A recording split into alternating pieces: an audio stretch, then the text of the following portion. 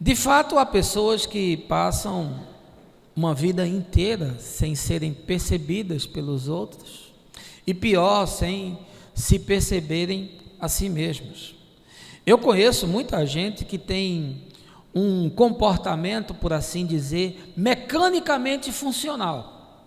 São pessoas inteligentes, habilidosas, capazes de realizações, gente que se formou na universidade, que se casou, que comprou casa, carro, que tem trabalho, filhos, mas isso em absoluto significa que ela está vivendo? Na verdade, há uma enorme diferença entre o ser existente e o ser vivente. O ser existente é aquela pessoa que veio a se tornar humana. Ela nasceu nesse mundo, cresceu, está de certa forma desempenhando um papel social e em algum momento nessa timeline ela irá morrer. A esmagadora maioria das pessoas segue esse fluxo, existe nessa perspectiva. Elas não percebem, mas estão perdidas.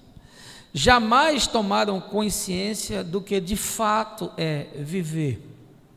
Estão misturadas na massa amorfa da sociedade, não se unificaram, não ganharam liga, não têm singularidade, são apenas espectadores, seguem a rotina no piloto automático, cumprindo um script quase que previamente definido.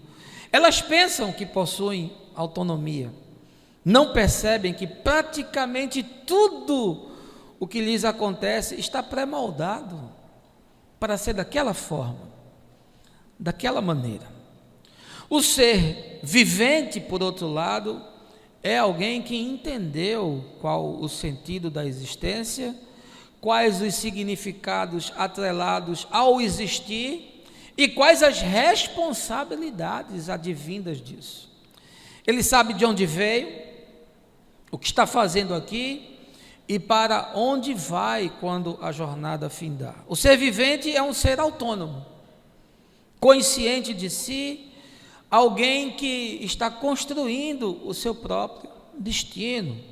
Ele olha para a vida com outro olhar, compreende que as dificuldades fazem parte do processo do seu próprio amadurecimento, é capaz de transformar tragédias em oportunidades, de ter um olhar para além da linha óbvia do horizonte, de ver a luz na escuridão profunda e de ser um semeador de sonhos, um jardineiro capaz de colher no jardim da vida o fruto do amor. Como um observador da realidade cotidiana, eu percebo que para uma infinidade enorme de pessoas, a vida se tornou o espaço contido entre o berço e a sepultura.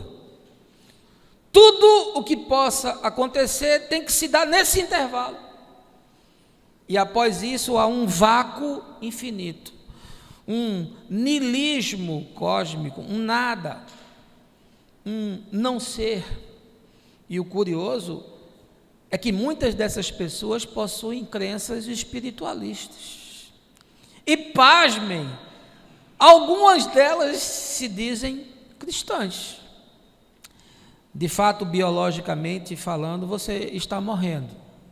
Seu corpo está num processo acelerado de falência, mas espiritualmente você está se transformando a cada dia. Por isso Paulo afirma na sua carta aos Coríntios que mesmo que o nosso homem exterior se corrompa, o nosso homem interior se renova dia após dia. A vida é assim, uma tela em branco.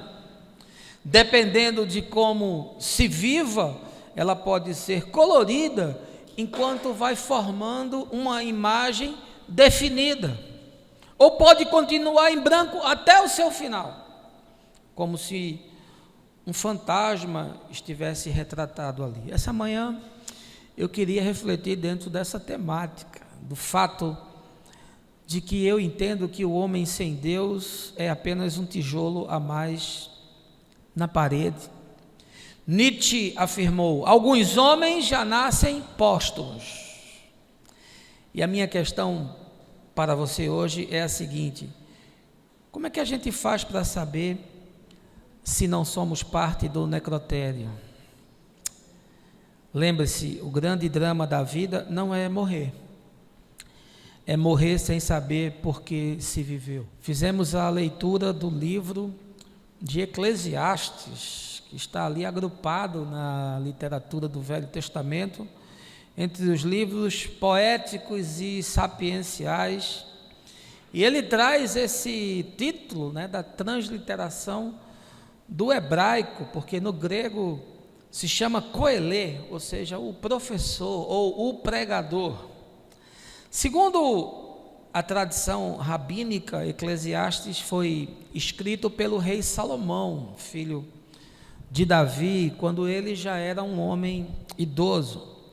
Mas a crítica literária com a qual eu me alinho rejeita essa ideia de que a produção do texto seja pré-exílica, porque muito provavelmente o que está dito aqui, o tipo de linguagem, é do período helenístico, ou seja, algo ali em torno de 330 a 180 antes de Cristo.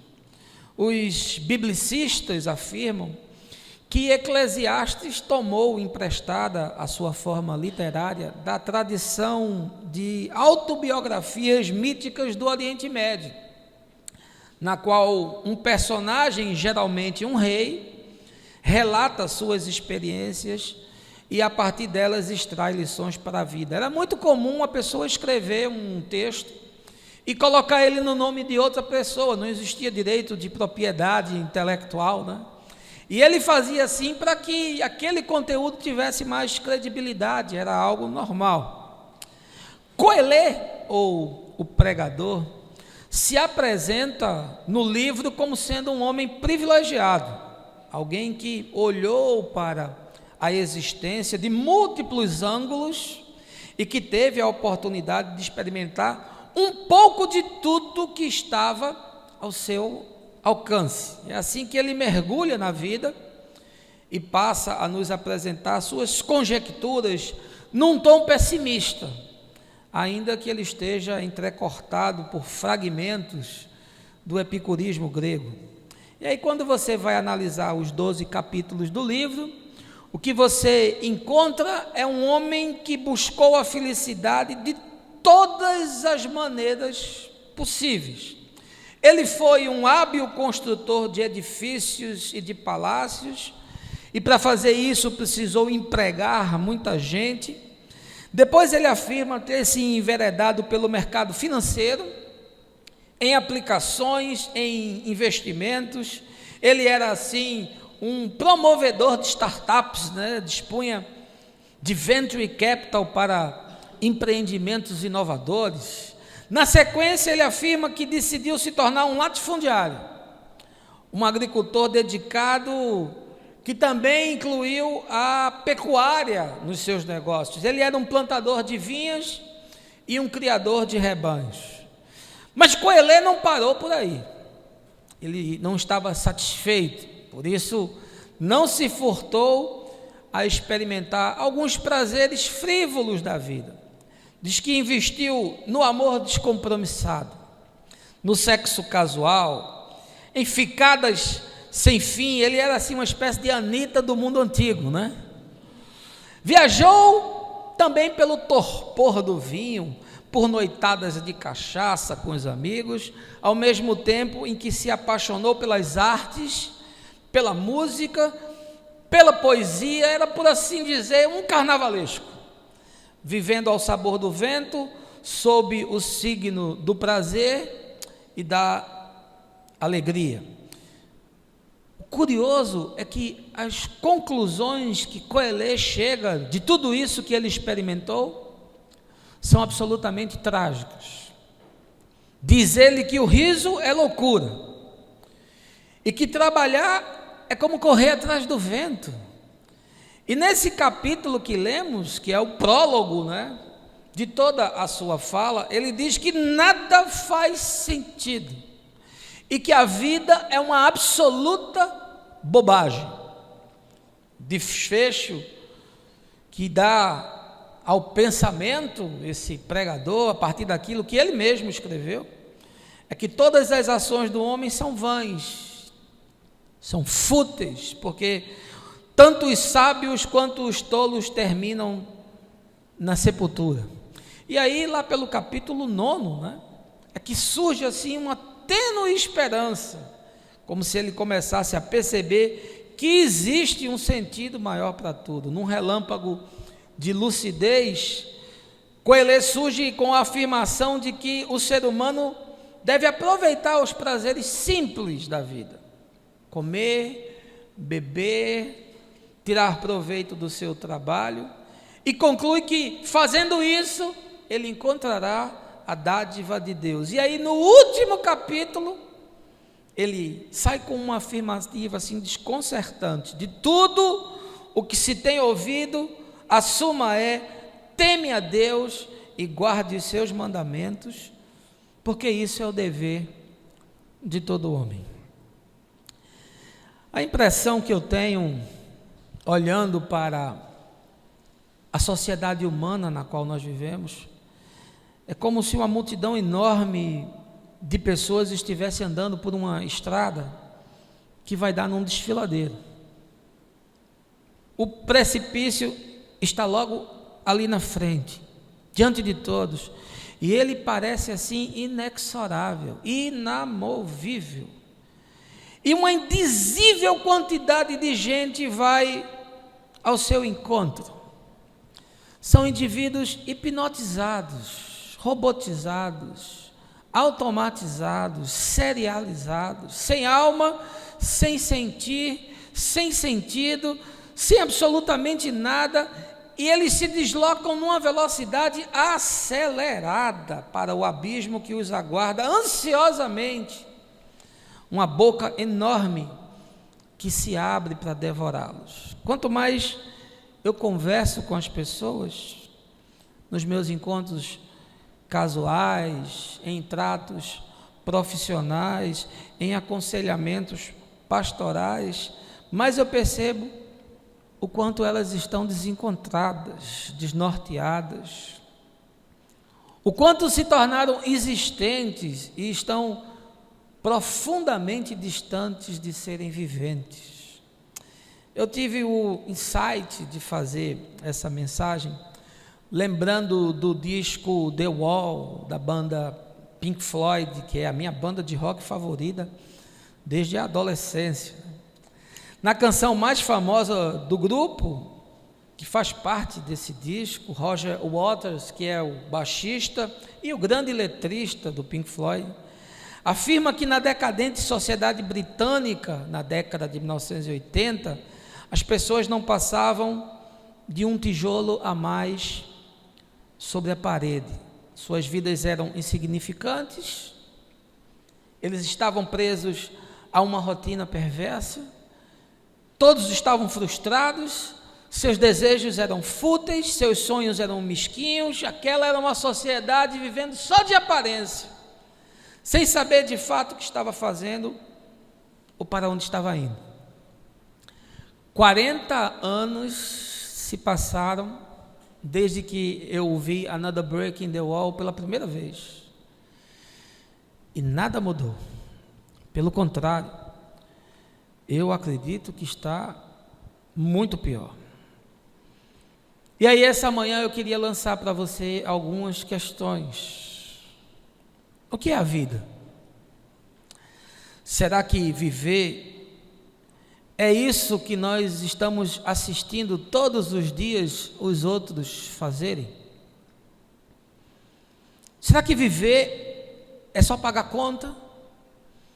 É só boleto? É o espaço que existe entre a boca e o prato? A gente come para trabalhar, trabalha para comer, come para trabalhar, trabalha para comer, e a vida se resume a isso. Viver é nascer, crescer, casar, ter filho e morrer. E para alguns, casar e ter filhos nem acontece.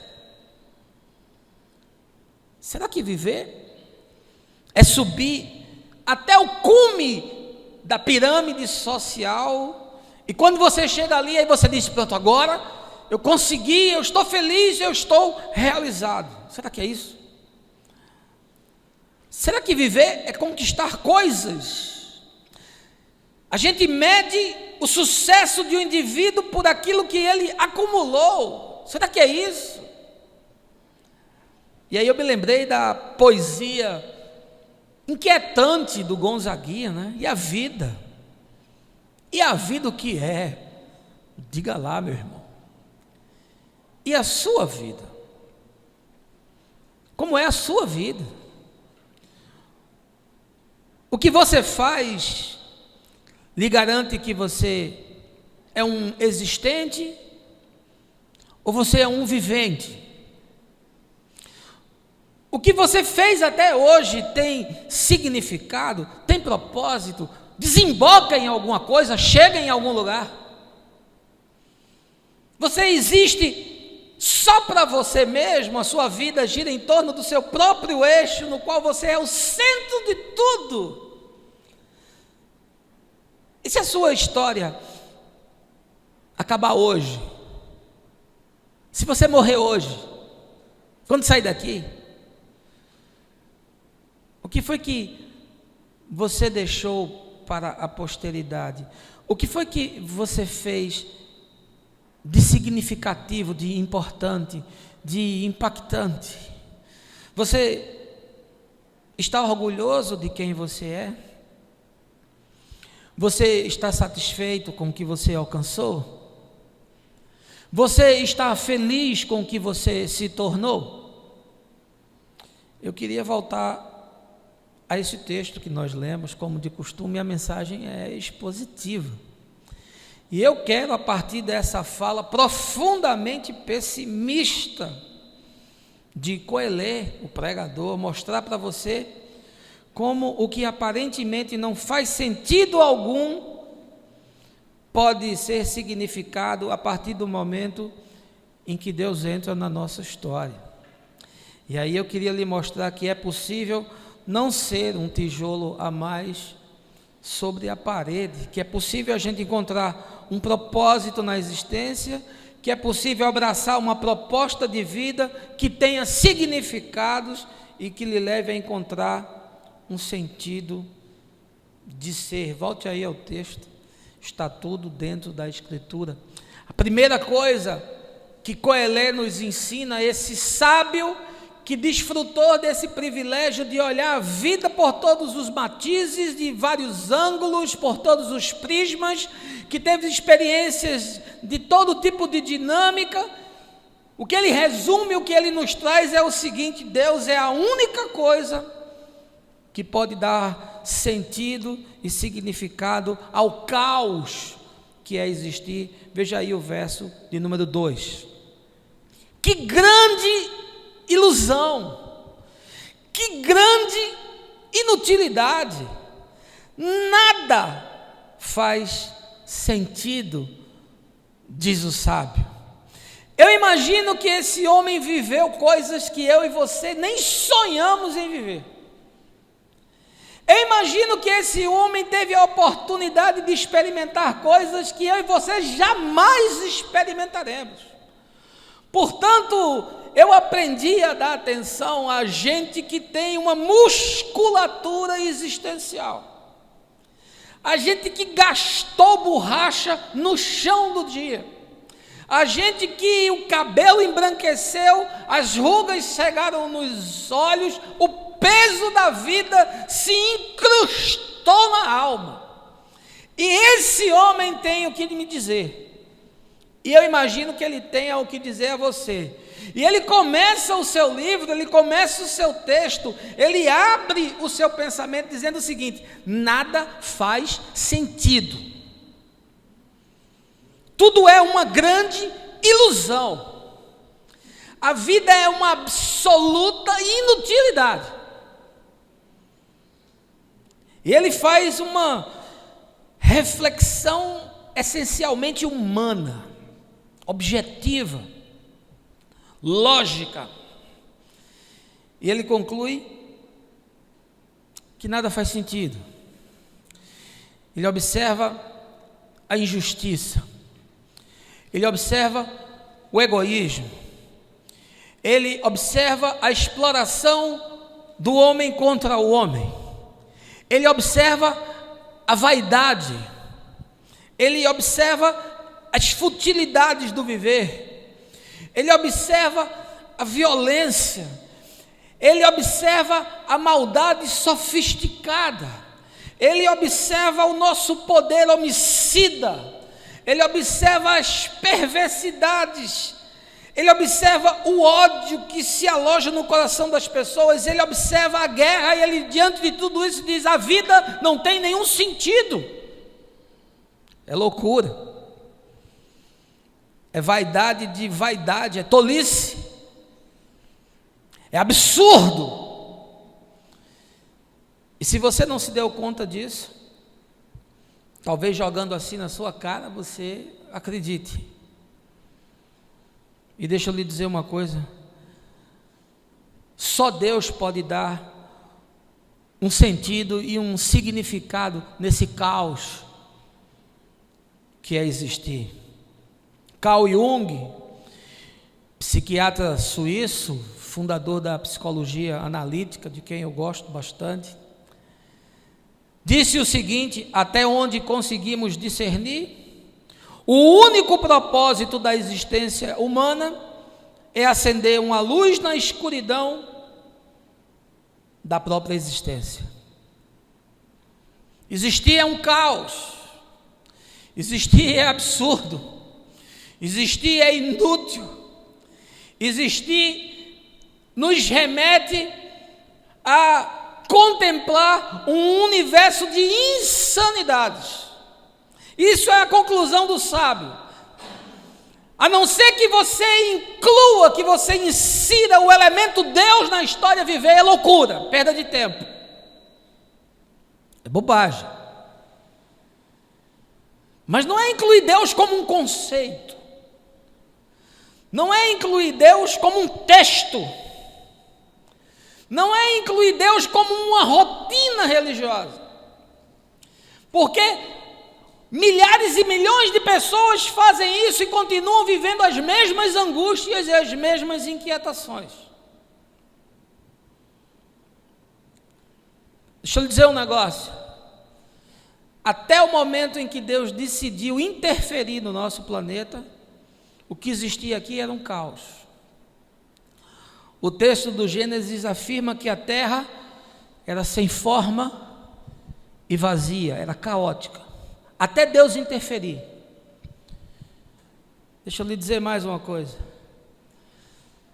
quando existiu a queda, quando o homem se desconectou de Deus, quando o homem decidiu ser independente de Deus, quando o homem imaginou que podia entrar no infinito de Deus e entender e descortinar os seus mistérios, que é a simbologia da árvore do conhecimento do bem e do mal, que não é uma árvore para fora, mas é uma árvore para dentro, miticamente representada no texto, um caos se estabeleceu dentro de nós. O homem nasce com um caos dentro dele, o homem nasce com um buraco negro dentro dele, e esse buraco suga todas as coisas em busca de encontrar algo que possa lhe dar significado e propósito. Nem a luz escapa disso, porque há um caos aqui dentro. Nietzsche diz que para construir uma estrela tem que se superar esse caos que está aqui dentro, essa guerra, esse desencontro, essa angústia, essa insatisfação. E a não ser que Deus interfira nisso, nós não temos como superar essas coisas. A queda produziu 3 grandes desarranjos no ser humano: um de natureza física, de finitude, de decrepitude, de falência, um de natureza emocional, psíquica, de inconformidade, de insatisfação, de incongruência, e um de natureza espiritual, de não conseguir se conectar à fonte geradora de todas as coisas, e por isso o nosso espírito está morto. Nós nascemos espiritualmente mortos, com um profundo caos dentro de nós, e a não ser que Deus interfira, interaja e rompa nesse grande nada, nessa escuridão profunda, a vida não tem qualquer significado. A angústia de existir nasce da impossibilidade de nós fazermos esses ajustes por nós mesmos. O sujeito tenta de todas as maneiras. Salomão disse: não gaste energia, meu amigo, porque eu já tentei isso. Eu tive todas as possibilidades, eu busquei de todas as formas, eu tive acesso a todo tipo de prazer, e eu não encontrei. E de forma honesta, ele diz: a vida não faz qualquer sentido. Esse sentimento de inadequação, é essa sensação de que a gente está em guerra, e que essa guerra nunca se acaba, e de fato o homem nasce com essa desconexão das dimensões básicas da vida. Ele está em conflito com Deus, ele está em conflito com o planeta, ele está em conflito com o seu semelhante, e ele está em conflito consigo mesmo, porque ele está desconectado da fonte. Ele é produto de um processo de desconstrução, de desarrumação que afeta o físico, o emocional e o espiritual, e essa irresolução produz todos esses processos de guerra. Inimigos de Deus é o que nós nos tornamos. Inimigos uns dos outros é o que nós nos tornamos. Inimigos da criação de Deus é o que nós nos tornamos. E inimigos de nós mesmos, num processo de auto-boicote inconsciente que leva o sujeito a esvasão de toda a sua energia e de toda a sua força. Olhe para o homem. Não é preciso muito esforço para você compreender isso, que a vida sem Deus é caos. A vida sem Deus é um país fechando a sua fronteira para os famintos e miseráveis não entrar, deixa eles morrerem no oceano. A vida sem Deus é a exploração violenta, é a colonização arbitrária, é a invasão e a posse, é o estupro do outro, seja físico, seja mental.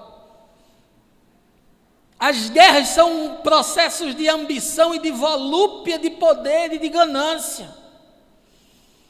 As empresas multinacionais escondem a cura de doenças, porque não faz sentido produzir uma vacina ou um remédio que se tornará o inibidor de receitas bilionárias.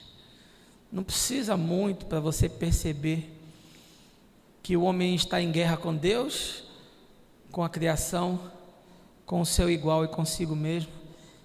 Existia um caos. Se Deus não interferir nisso, é absurdo. Segunda coisa que o sábio nos ensina é que o sentido último da vida do homem é voltar a Deus, assim como a natureza cumpre o seu eterno retorno. Veja aí o verso 4. Gerações nascem e gerações morrem, mas a terra permanece sempre do mesmo jeito. O sol se levanta no horizonte e ao fim do dia se põe e depressa volta ao seu lugar, de onde se levanta para um novo dia. Os ventos sopram para o sul, depois viram para o norte, dão voltas e mais voltas e cessam no ponto de partida. Todos os rios correm para o mar, contudo o mar nunca se enche, e ainda que sempre se dirijam para o mar, para lá voltam a correr. Coelho começa a se revelar um homem atento, um observador, um cientista que começa a estudar as dinâmicas da natureza, as estações da vida. E aí, sem perceber, ele trata de um conceito da filosofia chamada o eterno retorno, que é um conceito do estoicismo, que propõe que a vida é uma repetição, que tudo no mundo se extingue e se cria novamente. E aí ele diz, olha, a existência é um processo contínuo de que as coisas nascem, morrem e voltam a acontecer ciclicamente. E para que isso ganhe a sua completude e o seu propósito último, você tem que entender que isso também se processa com o ser humano. Não é só com os rios, não é só com os ventos, não é só com as estações, não é só com o cosmos, isso acontece também com o indivíduo. Há um ciclo, há um fluxo que move tudo o que há na vida, tudo que foi criado. Cada elemento da natureza faz o seu próprio caminho e retorna ao princípio. Assim também acontece com o homem. Ele saiu de Deus e ele voltará para Deus. Por isso, se você continuar lendo o Eclesiastes, você vai encontrar Coelho afirmando que quando o homem morre, o corpo volta para o pó, mas o espírito volta para Deus. Assim como os fluxos e refluxos da natureza se encontram, também só há um significado e um propósito na existência do homem, porque ele sai de Deus e ele volta para Deus e ele completa o círculo, e se isso não for assim, nada tem significado. E o que é que Deus propõe? Deus propõe um trilho, Deus propõe um caminho, Deus propõe um programa, Deus propõe um projeto, Deus propõe uma experiência para que o homem viva, para que ele venha de Deus, viva para Deus e volte para Deus. Esse é o sentido último da criação. E Leonardo Boff diz de forma brilhante que o verdadeiro Gênesis, que o verdadeiro começo, que o verdadeiro princípio é quando nós voltarmos para Deus. É aí que começa. A gente nem começou ainda. A gente ainda está no caminho. A gente ainda está fazendo a jornada. Porque só começa quando a gente volta para Deus, livre de todas as amarras, livre de toda finitude, livre de toda doença, livre de todo medo, liberto do poder da morte, ressignificados, restaurados, ressurretos em Deus. Aí sim você vai encontrar o propósito para o qual você foi criado. Por isso Nietzsche diz: torna-te aquilo que és. Você é em parte. Você só será o todo quando você se reconectar à fonte. A existência só faz sentido se o homem estiver vivendo nesse processo, nesse trilho, nessa proposta, nessa perspectiva de nascer, viver e morrer, voltando para Deus. Qualquer tentativa de fazer o caminho fora disso é loucura, é absurdo. É tolice. Gera uma desconformidade com esse propósito inicial. E sabe de onde vêm todos os nossos problemas? Vem disso. Sabe de onde vêm todos os desencontros? Todas as inquietações? Todas as paixões? Todos os dramas? Vem disso. Deus não é responsável pelo caos, mas eu e você somos. Deus não é responsável pela fome na África. Deus não é responsável pelas guerras no Oriente. Deus não é responsável pela exploração dos países de primeiro mundo contra os de terceiro. Deus não é responsável pelas pestes, pela doença, pelo colapso ecológico, e isso é uma questão minha e sua. Aí o sujeito me diz: eu não acredito num Deus que permite que o sujeito morra de ebola, miserável, desassistido na África. Eu digo: mas meu amigo, Deus não tem nada com isso. Porque se os países ricos decidirem mudar essa realidade, eles podem fazer isso. Não coloque Deus nessa mesa. Não chame Deus para essa conversa. Assuma quem você é, o que você faz, e a finitude e a falência do coração do homem. Porque a vida só ganha significado se você entrar nesse trilho, para deixar de ser existente e se tornar vivente. E a morte não é a estação final, porque a morte foi vencida. O escritor de Hebreus diz: onde está agora, ó morte, a tua força, o teu poder? Nós estaremos diante de Deus pela ressurreição, e isso conforme o que Paulo afirma. E diz mais: se a nossa esperança em Cristo se restringe apenas a esta vida, nós somos os mais miseráveis de todos os seres humanos. A sua reconexão com Deus é em vida, não é em morte. Porque ninguém morre para Deus. Deus não é Deus de mortos, mas sim Deus de vivos. Ele diz: eu sou o Deus de Abraão, de Isaac e de Jacó. Eu sou, não é eu fui. Eu sou. Eles são em mim. E fora de mim nada existe. Terceira coisa que o sábio Coelho nos ensina é que não existe qualquer possibilidade de alguém se realizar plenamente fora de Deus. Veja aí o verso 3. Que vantagem ter o ser humano em todo o seu trabalho, em que tanto se dedica debaixo do sol. Verso 8. Todas as atividades humanas geram cansaço. Nenhum ser humano é capaz de dar uma boa explicação sobre isso.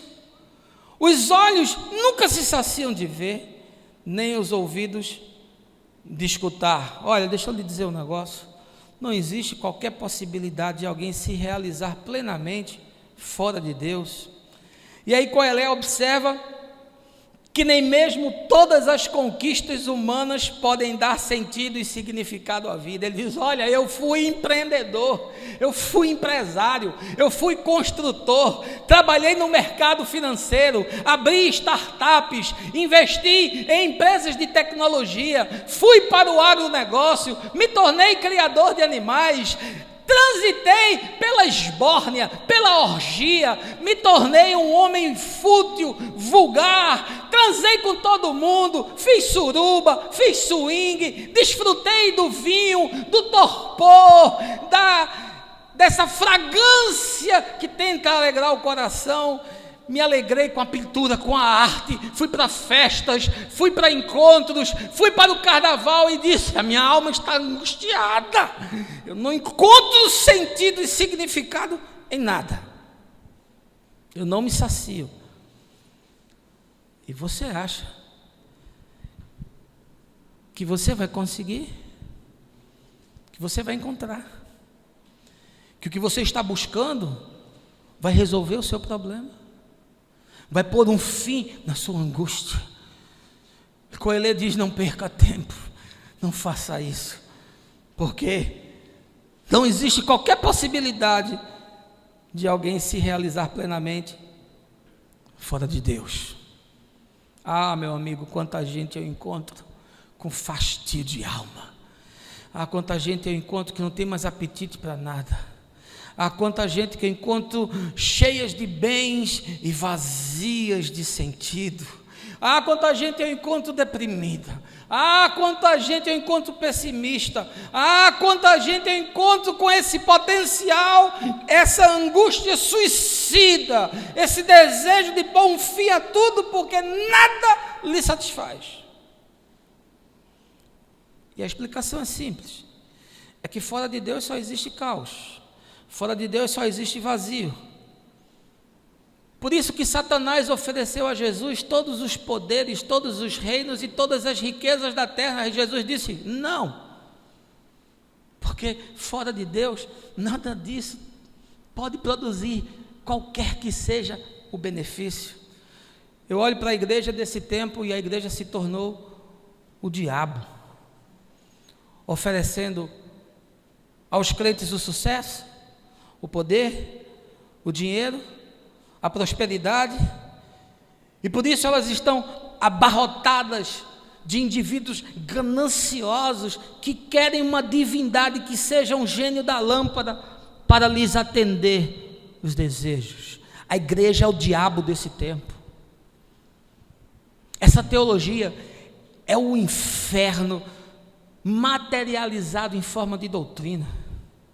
E aí Lucas, na sua parábola, fala desse homem industrial, desse homem rico, desse homem que tinha o poder sobre muitas pessoas, desse homem que podia comprar qualquer coisa que pudesse gerar na vida algum significado e que pudesse produzir algum bem e algum prazer.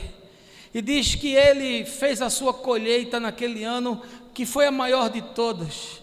Era tanta colheita que os seus galpões não eram capazes de guardar. Ele não tinha onde estocar, e isso produziu nele uma inquietação, isso lhe tirou o sono, isso gerava uma angústia. Ele olhava para toda aquela colheita e dizia: como é que eu vou resolver esse problema? Como é que eu vou achar uma solução para esse drama? E aí teve um insight, chamou os trabalhadores, os construtores, destruiu os seus galpões, construiu galpões ainda maiores, ainda mais robustos, ainda mais espaçosos. E aí disse para os ceifeiros: agora tragam a minha produção, agora tragam os meus grãos, agora tragam as minhas sementes, estoquem nos meus armazéns, façam com que eles fiquem abarrotados, faça com que eles cheguem até o limite de tudo. E quando estava tudo cheio, quando estava tudo guardado, ele se sentou numa cadeira, olhou para o resultado do seu trabalho e disse: agora sim. E aí Jesus diz: louco, essa noite vão te pedir a tua alma, e os teus galpões e as tuas sementes não servirão para absolutamente nada, porque só há uma coisa e uma possibilidade para alguém se realizar plenamente, que é estar em Deus. Por isso Jesus disse para Marta: pouco é necessário, na verdade, uma única coisa. Escolha a boa parte. Quarto lugar, Coelho nos ensina que o único acontecimento que pode produzir singularidade à existência é o nascer de novo. Veja aí o verso 9. O que foi voltará a ser. O que aconteceu ocorrerá de novo. O que foi feito se fará outra vez. Não existe nada de novo debaixo do sol. Será que há algo do qual se possa dizer: vê, de fato isso é absolutamente inédito? Não, já existiu em épocas anteriores à nossa. O único acontecimento, a única novidade que pode dar singularidade à vida é o nascer de novo. Coelho observa que a vida é uma mesmice, é uma repetição. Ele observa e percebe que os fatos são lineares. Ele percebe que os fluxos são irreversíveis. Ele percebe que tudo é repetição. E o pior, ele está cônscio de que nada, absolutamente nada, pode alterar o caminho de um homem debaixo do sol. Ele diz: olha, isso aqui é como se fosse um piloto teleguiado. A gente vai e não tem nem como frear o processo. Porque só há uma coisa que pode mudar o status dessa construção, que é o nascer de novo. Por isso que Jesus disse para Nicodemos: você é mestre em Israel, você não entende absolutamente nada do que eu estou lhe dizendo, Porque para entender você precisaria ter nascido do Espírito. As pessoas são como zumbis errantes. Elas estão caminhando para o abismo. Todas elas são réus do inferno. Paulo diz, não há um justo, nenhum sequer. Todos se extraviaram. E o pior, ninguém pode mudar isso. O sujeito está andando e ele nem percebe, mas ele está indo para o abismo. Alguns percebem e tentam desviar de todas as formas, mas não conseguem, porque esse fluxo é inamovível e irreversível. Não pode ser mudado. Porque nada pode ser feito fora de Deus, porque qualquer coisa que esteja fora de Deus está morta. Deus é a fonte primária de toda a energia vital. Por isso que tudo que Ele criou saiu de dentro dEle e foi materializado pela palavra de Jesus, porque o autor da Escritura diz que nada foi feito sem Jesus. Jesus é a palavra que sai da boca de Deus, faça-se a luz, e a luz se fez. E tudo que tem vida sai de Deus, e tudo que existe fora de Deus está morto.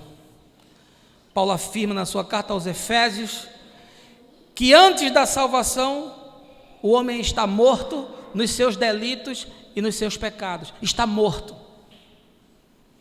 E diz que essa morte é uma morte espiritual.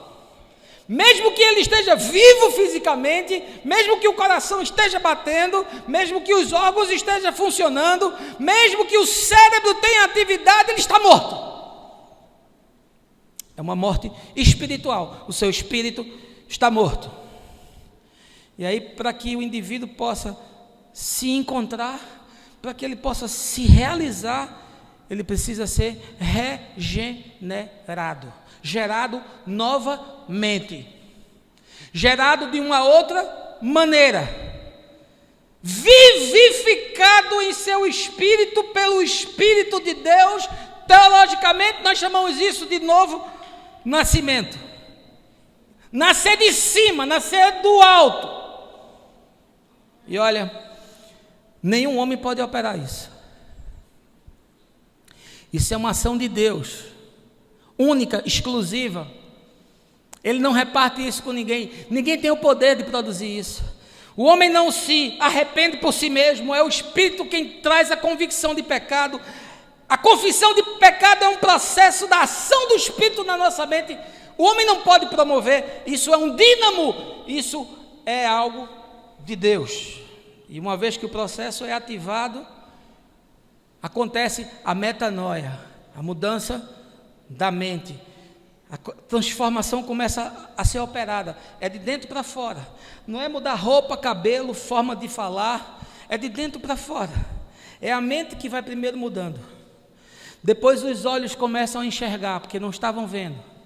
Mas agora começam a enxergar. Se os teus olhos forem bons, todo o teu corpo será luz. Depois os ouvidos começam a escutar, começam a entender, começam a perceber, começam a discernir. Depois os pés vão sendo mudados, porque as prioridades, os propósitos, os projetos, a agenda muda.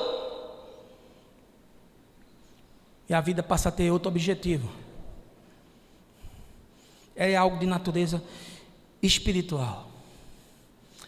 Paulo diz nos textos de Colossenses que quando isso acontece, nós somos transportados do império das trevas para o império do reino de Deus.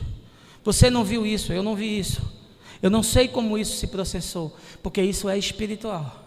Mas no momento em que esse Espírito entrou em mim, quando o Espírito de Deus entrou em mim, e o meu espírito foi vivificado, a minha consciência foi acesa, os meus olhos passaram a enxergar, os meus ouvidos a escutar, os meus pés foram colocados no trilho, no caminho.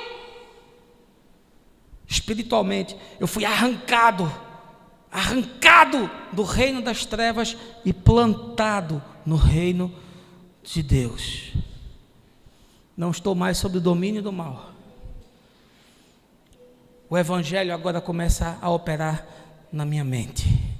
Em quinto lugar, Coelho nos ensina que a única ação humana que jamais cairá no esquecimento é o amor com o qual nós podemos amar o outro. Veja aí o verso 11. Ninguém se lembra dos que viveram na antiguidade. Não há recordações do que aconteceu no passado, e mesmo o que ainda vier a ocorrer de significativo, não será lembrado por todos que vierem depois disso.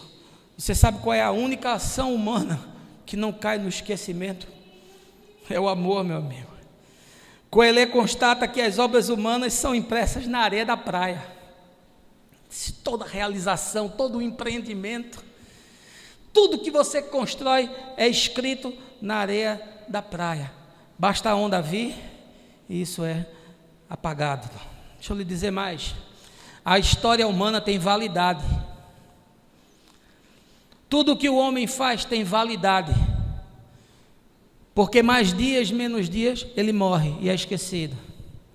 Porque mais dias, menos dias, até a própria história será consumida e chegará ao seu ocaso, e chegará ao seu epílogo, porque todas as coisas vão se desfazer. Tudo vai deixar de existir. Por isso que Coelho, mais na frente aqui, ele diz, melhor é o fim das coisas do que o seu começo. Melhor é o fim do que o começo. Por quê? Porque no final, você vai se tornar aquilo que você buscou ser. Você está satisfeito com quem você é? Você que me assiste está satisfeito com o que você se tornou? Era isso que você queria? Era esse seu objetivo? Você está realizado? Você está pleno? Você está feliz? Melhor é o fim das coisas do que o seu começo. Você está no trilho certo, é esse mesmo o caminho. Porque nada será levado daqui para a eternidade. Nada. Vocês sabem que como pastor já sepultei muita gente, ninguém leva nada. E depois quando você vai exumar o corpo, como eu fiz com meu pai e com a minha mãe, é uma cena horrível. Aí você vê o que é o fim da existência do corpo físico. Não leva nada. Nada. Porque a única coisa que perpassa dessa vida para outra é o amor com o qual nós nos amamos uns aos outros. É afeto, é bondade, é solidariedade, é compaixão, é misericórdia. Tudo vai se resumir a isso. E Paulo diz, o amor jamais acaba. Se havendo línguas, vão cessar. Havendo profecias, desaparecerão. Toda ciência se resumirá a nada. Mas o amor vai permanecer. O amor é insuperável, o amor é indestrutível. Porque Deus é amor. Você vai levar com você todas as obras que você realizar. Tudo que você fez vai estar na sua bagagem. E aí eu lhe pergunto, como é que está a sua mochila? O que é que você colocou no coração? Do que é que você tem acumulado na sua vida? E aí Jesus disse, eu estava com fome, você me deu de comer. Eu estava com sede, você me deu de beber. Eu estava nu, e você me vestiu. Eu estava enfermo, e você foi me visitar. A única coisa que dá singularidade, significado, propósito para a existência é o amor com o qual nós nos amamos, porque todo o resto é absurdo. Coelho diz que ninguém vai se lembrar de coisa nenhuma, que não há recordação de nada, que tudo é superado. A única coisa que fica e que perpassa é o amor. E a única coisa que Deus vai levar em consideração na sua existência é o amor. É a única coisa. A única avaliação, a régua que Ele vai utilizar. Não importa quem você tenha sido, não importa o que você fez, a única coisa que interessa a Deus é se você amou ao outro, e se você soube se amar também a si mesmo, se você aprendeu a amar a Deus, e amando a Deus você ama a sua criação. Em penúltimo lugar, Coelho nos ensina que só quando a luz de Deus ilumina a consciência aproveito para o conhecimento humano. Veja aí o verso 13. Empreguei todo o meu coração a investigar e a fazer uso do saber para explorar tudo o que é realizado debaixo dos céus. Que fardo pesado Deus colocou sobre os ombros dos seres humanos para deles se atarefarem. Verso 17. Por esse motivo me esforcei ao máximo para compreender a sabedoria, bem como a loucura e a insensatez. Contudo, o que aprendi de fato é que isso igualmente é correr atrás do vento. Verso 18, afinal, quanto maior o saber, maior o sofrimento, e quanto maior o entendimento, maior o desgosto. Só quando a luz de Deus ilumina a consciência, há algum proveito para o conhecimento. Coelho diz que buscou achar um significado na vida, e aí ele se tornou um pesquisador. Aí ele se tornou um filósofo existencialista. Aí ele se tornou um estudioso. Aí ele se tornou um intelectual. Aí ele se tornou um prescrutador dos mistérios do mundo e das coisas insondáveis. E aí ele disse, mesmo com todo esse aparato, mesmo com todas essas ferramentas, mesmo cheio de todo esse conteúdo, chegam a uma conclusão inevitável: nada faz absolutamente nenhum sentido. Quem acumula muito saber só acumula angústia. Eu tenho encontrado muitos homens cultos e vazios, muitos intelectuais deprimidos, muitos sábios desencantados com o mundo. E aí Coelho diz que o estudar é um enfado da carne. Deixa eu lhe dizer uma coisa, nem que você beba o Google inteiro, nem que você coloque os milhões de terabytes do Google na sua mente, você vai ter a resposta mais simples das maiores obviedades da vida, que é quem eu sou, de onde eu vim, para onde eu vou. Não é pelo conhecimento, meu amigo, não é por força nem por violência, diz o profeta, mas pelo meu espírito. A inteligência artificial não pode discernir Deus, sabe por quê? Porque ela é criação, ela não é criatura. Está sujeita a limitações, jamais terá percepções espirituais, porque ela é máquina, ela é código, ela não é espírito. Não faz sentido. O Evangelho, ele ativa a nossa mente, renova a nossa consciência, refaz a nossa matriz de valores. Por isso, o Evangelho é como um software que tem que ficar aqui rodando continuamente, o tempo todo. Transformai-vos pela renovação da vossa mente, para que você atinja a mente de Cristo. É com a mente de Cristo que a vida se torna possível, se torna viável, começa a fazer sentido. Senão nem todo conhecimento do mundo vai colocar algum proveito na sua vida. Sabe como é que a gente enxerga uma coisa? O nosso aparelho visual recebe a luz dos objetos, isso entra através de informação para o nosso cérebro, o cérebro processa o que ele recebe e a imagem se forma primeiro aqui na mente, depois nos olhos. Sabe como é que você olha para a vida e a vida faz sentido? Primeiro, o aparelho visual é o Evangelho. O que você olha é discernido pelo Evangelho, e aí produz na consciência a imagem daquilo que Deus quer. Senão você olha, mas você não enxerga. Você olha, mas você não discerne. Você olha, mas você não entende. Você olha, mas você não vê. E em último lugar, Coelho nos ensina que só a fé no absurdo da eternidade pode reverter o fatalismo existencial ao qual estamos fadados. Veja aí o verso 14. Examinei todas as obras que se fazem debaixo do sol e cheguei à conclusão de que tudo é inútil. É como uma corrida sem fim atrás do vento. Não se pode endireitar o que é torto, da mesma maneira que não se pode contar o que está faltando. Ele diz, olha, a não ser pelo absurdo da eternidade, a vida é um fatalismo e nada pode nos livrar disso ao qual nós estamos fadados. Ele diz, olha, levando em consideração a razão, levando em consideração as possibilidades, viver é como correr atrás do vento.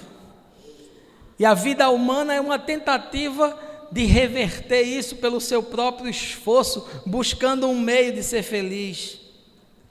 Ah, meu amigo, desista. O que é que você acha que faz mais sentido? O Big Bang ou o Big God? O Big Bang é a teoria cosmológica que pontua sobre o desenvolvimento inicial do universo. Os cosmólogos apregoam a ideia de que o universo, em algum tempo finito no passado, estava originalmente muito quente e denso.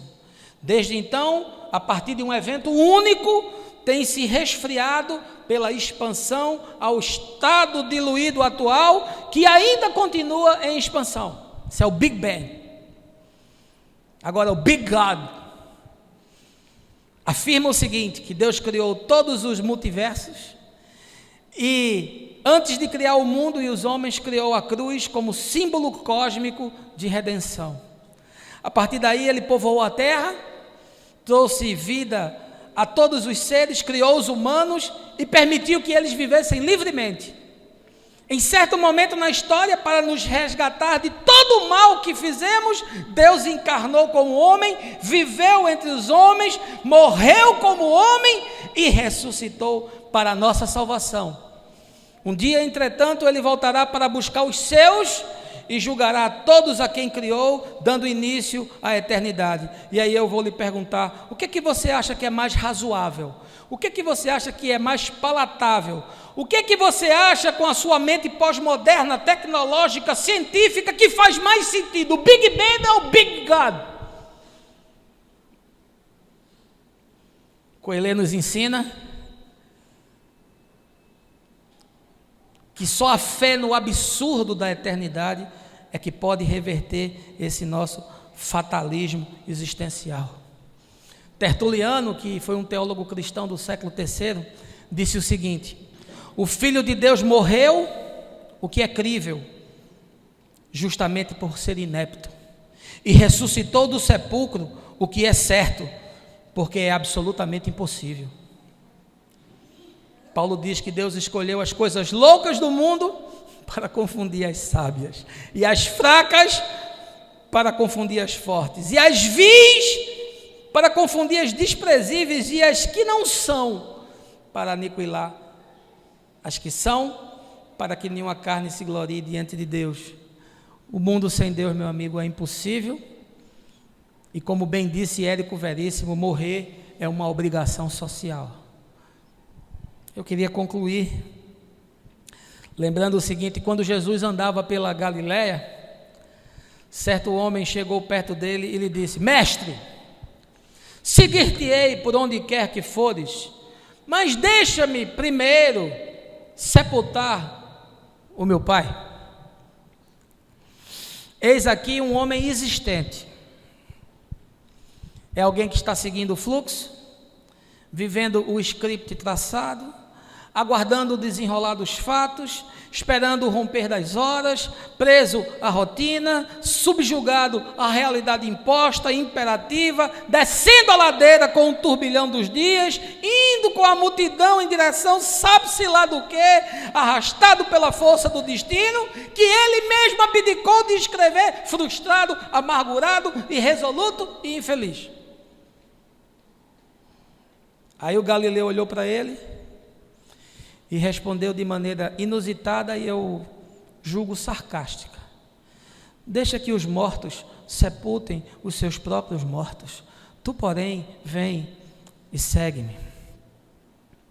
Perceba o que Jesus está dizendo: deixa que quem está morto, deixa que aqueles que não entenderam o propósito de existir, aqueles que não abraçaram a misericórdia que dá significado à vida, aqueles que não entenderam a graça como dádiva do perdão, aqueles que não foram atraídos pela cruz ou lavados pelo sangue, deixa que eles sepultam ele.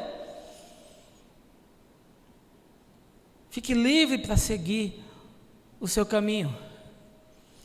mas também fique livre para seguir um caminho de morte, na direção da morte, morrendo um pouco a cada dia dessa morte sofrida que os homens abraçaram para si antes mesmo de morrer. É como se ele dissesse: deixe que os zumbis enterram os mortos, eles são mortos carregando mortos, mas você saia fora disso.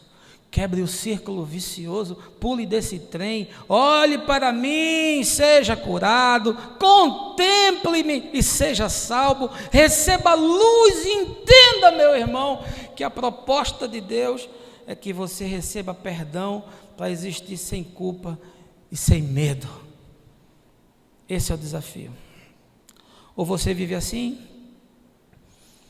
dando ouvido ao que eu lhe ensinei hoje, ou você vive o que está vivendo, e aí, boa sorte. Eu pensava que a minha vida fosse uma tragédia, agora me dou conta que é uma comédia. Frase do Coringa. E a sua vida é o quê? Vamos nos encontrando? E nesses encontros a gente vai compartilhando, e a gente vai entendendo, e a mente vai abrindo, e o coração vai absorvendo, porque o resto, tudo mais, o resto, eu vou te falando sempre, no caminho, no nome de Jesus.